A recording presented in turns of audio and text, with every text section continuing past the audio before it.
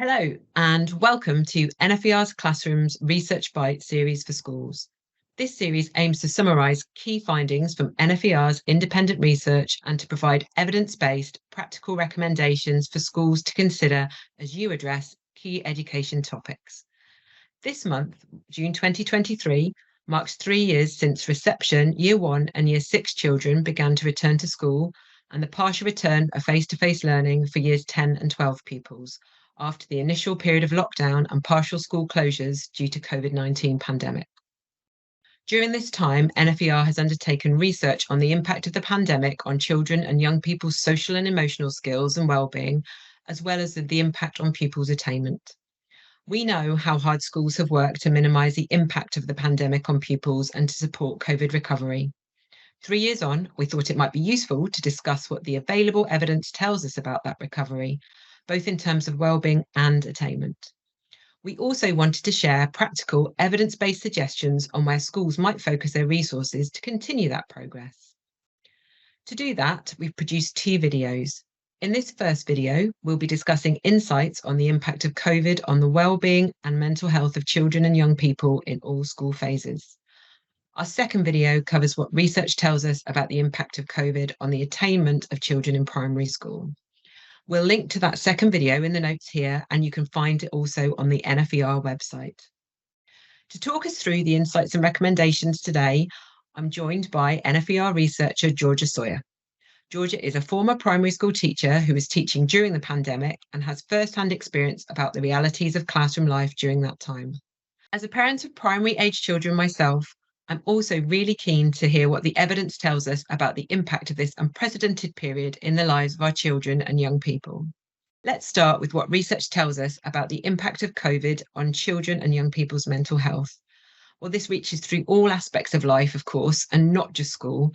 Wellbeing and happiness can have a significant impact on learning and school life. At the end of last year, NFER published a review of a cross-section of research exploring children and young people's wellbeing and mental health during COVID-19. So, Georgia, what conclusions, if any, were we able to draw from that? Thank you. Well, firstly, we know it's very difficult to estimate the actual impact of the pandemic on wellbeing and mental health for a number of reasons. For example, different studies use different measures to assess either wellbeing or mental health and focus on different age groups. Some surveys may actually have been completed by parents or carers, and so may not fully reflect how the young people were feeling. Additionally, many studies don't have baseline data, meaning that we can't compare their findings to people's wellbeing or mental health before or without the pandemic. And so without having this comparison, we can't say how or if wellbeing and mental health would have changed if the pandemic had not have happened. There was already a context of declining mental health and wellbeing amongst children and young people over a number of years. And so again, this makes it difficult to map the changes in mental health and wellbeing to the pandemic specifically. However, having said all that, there are some tentative conclusions that we can draw from the summary of the evidence. Primary age children appear to have greater fluctuations in their mental health than secondary age young people. One study that found this was called CoSpace and was conducted by a team from the University of Oxford during the pandemic. They collected mental health data on a monthly basis from March 2020 to July 2021, and then had some follow-up data collections in 2022. They collected mental health data using a well-known, well-validated measure called the Strengths and Difficulties Questionnaire, which are referred to as the SDQ. And this assesses mental health across a number of subscales. In the version that they used, it assessed mental health across behavioural issues, emotional issues, inattention, hyperactivity. And their findings suggested that the scores for primary aged pupils fluctuated throughout the pandemic more so than for secondary aged pupils. Particularly, the mental health data for primary aged pupils appeared to be more responsive to times of school closure than that of the older children. And it's important to point out here that a higher SDQ score indicates poorer mental health, so more mental health difficulties. This aligned with our analysis of data from the Understanding Society survey, where, again using the SDQ, the parents of 5 and 8-year-olds reported increased SDQ scores going into the pandemic, so increased mental health difficulties in the data collection in July 2020, when we were a few months into the pandemic, whereas self-reports of secondary pupils' mental health appeared less responsive to the lockdown. When separating out the data further to explore gender differences within each age group, secondary-aged girls and primary-aged boys appeared to have been most vulnerable to declines in their mental health during the pandemic. Specifically, the older girls tended to report more emotional issues, while parents of younger boys tended to report more attentional and behavioural issues. And this is in the context of secondary-aged girls having poorer pre-pandemic mental health than boys. In terms of well-being measures such as happiness, life satisfaction, and worthwhileness, in the DfE's Covid-19 parent and pupil panel reports, which collected data on well-being from August 2020 to July 2021, secondary-aged girls again seem to report lower scores than male counterparts, which echoes pre-pandemic data. And finally, perhaps unsurprisingly, there's some evidence to suggest that on the whole, for children and young people, the restrictions in early 2021, so that winter of 2021, may have had a more negative impact than the first set of restrictions in spring to summer 2020.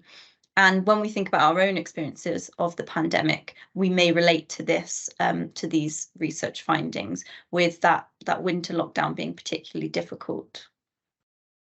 Thanks, Georgia. That's a really interesting overview of the general school population, and as you say, I'm sure one that people can relate to in terms of their own experiences. Are there any specific insights that you can share with us about groups of children and young people within that school population? Yeah, so interestingly, there's some evidence that for some young people, particularly those with poorer pre-existing mental health, the restrictions at the start of the pandemic, so again in that spring to summer 2020 time, may have actually been associated with some improvement in mental health. Children and young people with special educational needs, SEND, had lower well-being and mental health before the pandemic, and the evidence collected during the pandemic suggests that this persisted throughout the pandemic. The pre-pandemic evidence is clear that disadvantage is associated with lower overall well-being and mental health. So we went into the pandemic with a gap in terms of the mental health of disadvantaged children and non-disadvantaged children. And although there's no evidence to suggest that increased, it also didn't decrease during the pandemic. And so it still remains an important issue. Okay, that's really useful to understand. I mean, that definitely illustrates the complexity of the picture. And I think it echoes the expression that has been often used about the pandemic, about people being in the same storm, but on very different ships, and which I suspect we can all relate to. Personally, I think my two children responded very differently to the changes brought about by the pandemic. And I'm sure that teachers and parents will have seen a huge variety of responses that absolutely echoes the insights that you've just described. So NFER is also undertaking a longitudinal study funded by the Education Endowment Foundation that looks specifically at the cohort of children who were the very youngest school-aged children at the start of the pandemic. Georgia, what does the evidence suggest about the impact of the pandemic on their well-being? Yeah, so in evidence which was gathered in the last school year, so in 2021 to 2022, when these children were in years 2 and 3, head teachers reported continued concern about those pupils' well-being and the need for interventions focused on improving well-being of these pupils and reducing the challenges being faced by classroom staff as a result of issues with well-being. For example, 63% of the schools that participated said they were implementing small group wellbeing sessions, and 61% said additional PSHE sessions were necessary. Also in this year of the study, teacher assessment was collected on children's social skills using the Peer Social Maturity Scale. And the results of this assessment showed that pupils in both years were rated as less socially mature than average for their age. And disadvantaged children and boys were rated as having significantly lower social skills than average. So this is an important area to focus on. Interestingly, emotional regulation was one item on the scale for which the greatest proportion of pupils in the sample were rated as less mature than an average child. And in fact, this supports anecdotal evidence of teachers discussing having more playground issues spilling over into the classroom and children struggling more to regulate their own behaviour and interactions with peers. Okay, thanks, Georgie. And again, that's fascinating to hear more about that. So what about signs of wellbeing recovery? Do we have any insights around those? Is there anything that we've learned about?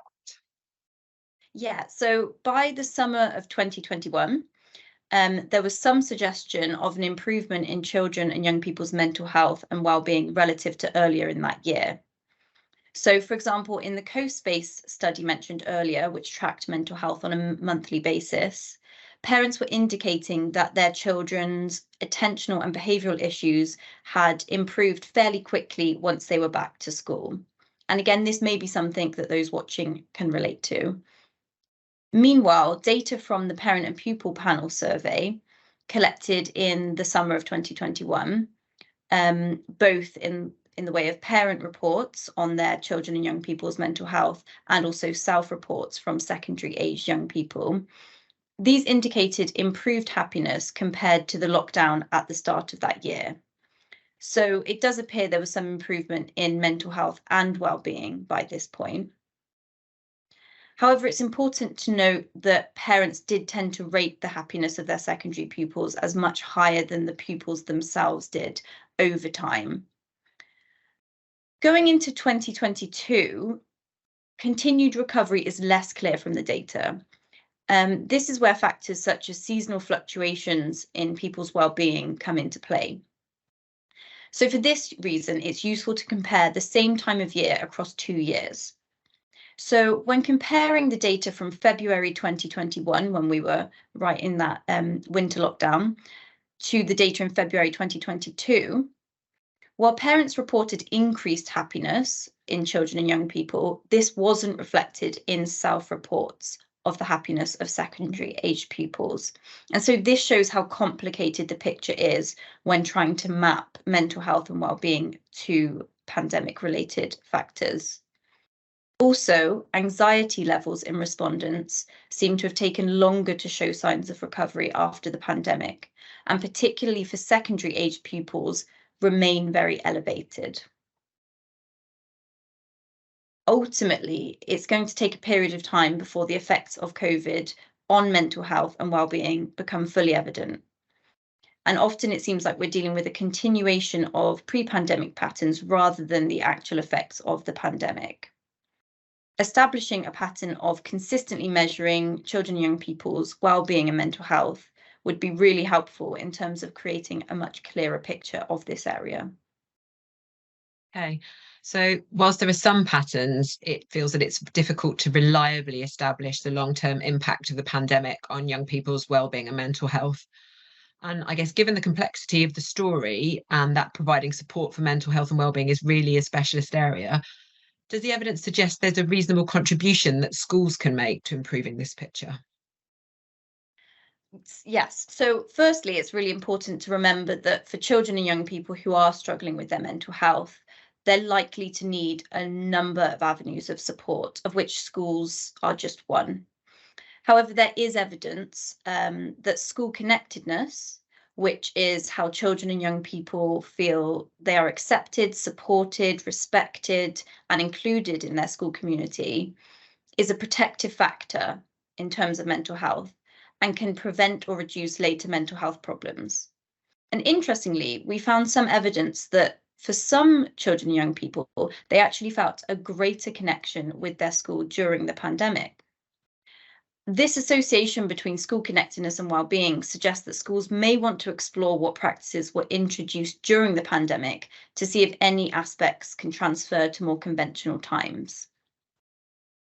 So, to give some examples, schools who participated in our research have cited a number of initiatives started in COVID that they will continue, including nurture groups, oracy-focused assemblies to support children in their speaking and listening and to encourage children to feel heard, as well as identifying outdoor curriculum opportunities.